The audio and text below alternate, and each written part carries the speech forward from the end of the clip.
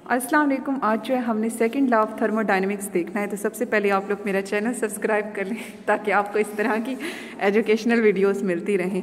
तो यहाँ पे वो कह रही है कि एक फ़ंक्शन एग्जिस्ट करता है इंट्रॉपी। इंट्रॉपी जो है स्टेट फंक्शन है, यानी कि वो इनिशियल और फाइनल स्टेट के ऊपर डिपेंड कर रहा होता है, पाथ पे डिपेंड नहीं करता। अच्छा, अगर हम यूनिवर्स की देखें तो जो इंट्रॉपी है रिवर्सिबल प्रोसेस में तो वो कांस्टेंट रहती है, क्योंकि वो रिवर्स हो जाता है तो ओवरऑल सब कांस्टेंट रहेगा, इक्विलिब्रियम में रहेगा। लेकिन जो इरिवर्सिबल है उसकी इंट्रॉपी जो है वो बढ़ रही है, और ओवरऑल यूनिवर्स में अगर देखा जाए तो इंट्रॉपी जो है बढ़ती जा रही है। और अगर हम नेचुरल प्रोसेसेस को देखें तो एक तो वो स्पॉन्टेनियस है, खुद ब खुद होती हैं, और दूसरा वो इरिवर्सिबल होती है, मतलब वो एक बार हो जाएँ तो उन्हें रिवर्स आप नहीं कर सकते।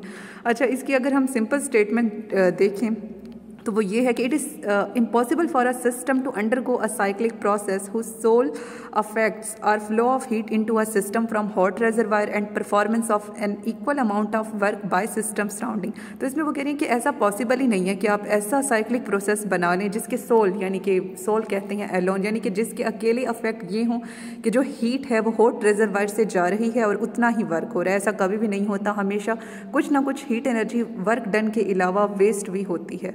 नेक्स्ट वो बता रहे हैं एनर्जी जो ट्रांसफ़र हो रही है उसकी डायरेक्शन के बारे में, यानी कि अब फर्स्ट लॉ जो था वो फेल कर गया था, वो हमें डायरेक्शन के बारे में नहीं बताता था, वो उसकी लिमिटेशन थी। लेकिन ये इसका जो है एक मेरिट है कि ये हमें डायरेक्शन के बारे में बताएगा, स्पॉन्टेनिटी का बताएगा, इक्विलिब्रियम की पोजीशन का बताएगा, और साथ ही मैक्सिमम फंक्शन जो है, तो इसमें हम यही देख रहे हैं कि ये इक्विलिब्रियम पोजीशन का बताएगा और मैक्सिमम फंक्शन का बताएगा कि ज़्यादा से ज़्यादा कितनी हीट को आप वर्क में बदल सकते हैं। और दूसरा ये हमारे जनरल एक्सपीरियंस है, इसके लिए कोई प्रिंसिपल अप्लाई करने की ज़रूरत नहीं है। अब इसकी नेक्स्ट जो है हमने एप्लीकेशन देखनी है कार्नोट हीट इंजन के हवाले से। तो हीट इंजन क्या होता है? जो कि हीट एनर्जी को किसी भी मैकेनिकल वर्क में बदलता है, और अगर यही कम्प्लीटली बदल देगा तो वो आइडियल या परफेक्ट इंजन होगा, जो कि असल में एग्जिस्ट ही नहीं करता। और अगर वो कुछ हिस्सा इसका कोल्ड पार्ट को भी दे देता है तो वो रियल हीट इंजन होगा। अब रियल हीट इंजन का देखें तो इसके दो हिस्से हैं, एक हाई टेम्परेचर वाली रेजरवायर है जिसे सोर्स कहेंगे, और एक लो टेम्परेचर वाली रेजरवायर है जिसे सिंक कहेंगे। अब जिस तरह हम प्लांट्स में पढ़ते हैं सोर्स और सिंक होता है, तो वैसे ही अब ज़्यादा टेम्परेचर वाली साइड से कम टेम्परेचर वाली साइड पे हीट एनर्जी जाएगी, बीच में कुछ हिस्सा जो है वर्क डन में कन्वर्ट होगा। अगर हुआ वो आइडियल तो देखें वो सारा का सारा वर्क में कन्वर्ट हो गया, लेकिन अगर वो रियल है तो इसका कुछ हिस्सा सिंक वाली कोल्ड वाली साइड पे चला जाएगा। तो इसका प्रिंसिपल यही है कि हीट एनर्जी Q1 को ये T1 से लेगा, उसका कुछ हिस्सा मैकेनिकल वर्क में बदलेगा और बाकी को T2 में भेज देगा। तो एफिशिएंसी हीट इंजन की यही है, रेशो है work done by system to amount transfer to a system at high temperature, यानी कि आपने उसे जितनी हीट दी है Q1 वो उसने ली, वो लेके अब कितना वर्क कर रहा है, ठीक है। तो इस चीज़ की रेशो, तो ये जो वर्क डन और हीट की रेशो है इसे हम एफिशिएंसी कहेंगे। तो सोर्स और सिंक की हीट को हम यहाँ पे कंबाइन करेंगे और उससे हाई टेम्परेचर वाली हीट से डिवाइड करेंगे, तो 1 - QT ओवर Q1, और इसी को 100 से मल्टीप्लाई करें तो वो परसेंटेज एफिशिएंसी आ जाएगी। नेक्स्ट कार्नोट हीट इंजन के बारे में कह रहे हैं, 1824 में ये दिया था सोडी कार्नोट ने। तो इसने जो है एक इंजन दिया सोडी कार्नोट ने, जो कि सारी, यानी कि उसके अंदर कोई इम्परफेक्शन थी ही नहीं उसके मुताबिक, जो कि एक्चुअल इंजन में होती है।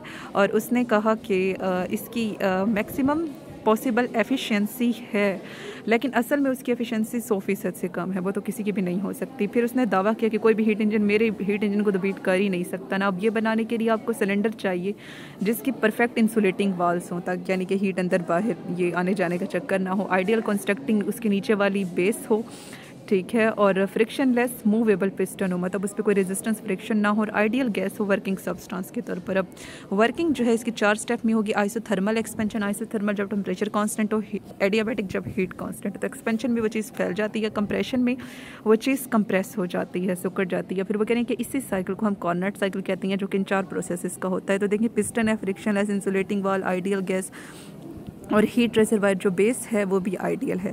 तो ये प्रेशर वॉल्यूम का ग्राफ हमने बनाया, ये साइकिल है ABCD, ठीक है। तो एक साइकिल आपने बना लेना है और फिर लाइंस को मिला देना है। ये तो सिंपल कॉमन सेंस की बात है, जिसकी जितनी रेंज आ रही है कि A, B, इसका वॉल्यूम यहाँ तक है, प्रेशर यहाँ तक है। तो वैसे इंटरनल एनर्जी जिसे U से भी रिप्रेजेंट करते हैं, E से भी, ये Q और वर्क डन, हीट एनर्जी और वर्क डन के इक्वल है जब टेम्परेचर कांस्टेंट होगा और हीट एनर्जी कांस्टेंट होगी, ठीक है। तो टेम्परेचर कांस्टेंट होगा तो उससे क्या होगा कि ये जो Q है, यानी कि हीट एनर्जी जो है, जब टेम्परेचर नहीं है, ठीक है, आप गर्म नहीं करें तो वो चीज़ मूव भी नहीं करेगी। काइनेटिक एनर्जी, यानी कि दूसरे लफ्ज़ों में एनर्जी नहीं है। तो जब एनर्जी नहीं है आपके पास टेम्परेचर कांस्टेंट होने की वजह से, तो Q और W को दूसरी साइड पे लेकर आएंगे तो -W, और W को हम पीछे ड्राइव कर चुके हैं, प्रेशर और वॉल्यूम के बराबर होता है।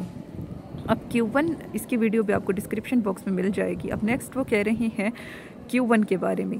तो Q1 यहाँ पर फिर एक लिहाज से अब W की जगह Q1 आप लिख सकते हैं, PdV के बराबर आ गया, लिमिट्स भी आप अप्लाई कर सकते हैं यहाँ पर। फिर वो कह रहे हैं कि वर्किंग सब्सटेंस आइडियल गैस है, तो इसके लिए ideal gas equation PV = nRT1, यहाँ से प्रेशर की वैल्यू ले लेंगे, उसे यहाँ पे जो है हम पुट करेंगे, तो dV/V को हम जो है अलग कर देंगे, लिमिट्स अप्लाई करेंगे तो ln VB/VA एडियाबैटिक कंप्रेशन। तो इसकी यूं ही स्टेटमेंट 1 - Q2/Q1, यानी कि जब हीट कांस्टेंट है और वो कंप्रेस हुआ है। और इससे पहले हमने क्या देखी, आइसोथर्मल एक्सपेंशन, यानी कि जब टेम्परेचर कांस्टेंट था तो हीट एनर्जी कांस्टेंट हो गई, तो और ये है जिसमें हीट कांस्टेंट होगी, तो ये आ गया 1 - T2/T1 के। नेक्स्ट वो आइसोथर्मल कंप्रेशन के बारे में कह रही हैं। तो इसमें भी अब आइसोथर्मल तो temperature constant, heat energy constant, तो W Q2, और इसकी भी पहले वाली डेरिवेशन करके एंड पे यही जिस तरह पहली डेराइव की है, ये वाली आप खुद करेंगे, आपको असाइन है, तो nRT2 ln VC/VD आ जाएगी। ठीक है, तो इतना भी आप लिख दें और पिछले वाली ड्राइव करते हैं तो बहुत है, लेकिन अगर लॉन्ग क्वेश्चन पूछा गया तो इसकी भी पहले जैसी डेरिवेशन है आप लास्ट में करें। नेक्स्ट हमने इंट्रॉपी की फिजिकल सिग्निफिकेंस देखनी है, क्योंकि इसका ताल्लुक कार्नाट से, ये कार्नाट साइकिल से इसे ड्राइव किया गया था, क्लेशियस ने ड्राइव किया था। और फिर ये कि इंट्रॉपी हमें इक्विलिब्रियम स्टेट का बताती है और डायरेक्शन का भी बताती है कि किस डायरेक्शन में रिएक्शन मूव कर रहा है। और इसका जो बेसिकली अब सेकंड लॉ का है मेन, यहाँ पे जो फार्मूला बनता है Q1/QT = T1/T2।